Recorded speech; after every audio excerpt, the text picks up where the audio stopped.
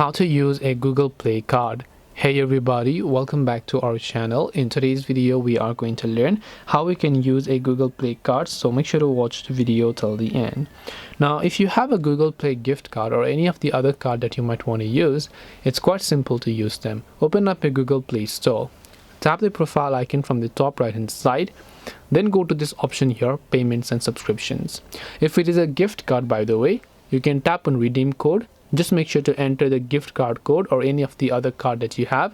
Try to redeem it from here and see if it gets redeemed. After that, you can use that gift card to purchase the payment methods or the paid applications, or you can also try adding them to your payment methods over here. Now if this doesn't work, you can just try to purchase a premium application here. So you can go to games and you can just try to purchase a premium app, and then whilst you're doing this, you can actually add that card as a payment method, and then you will be able to use your Google Play card.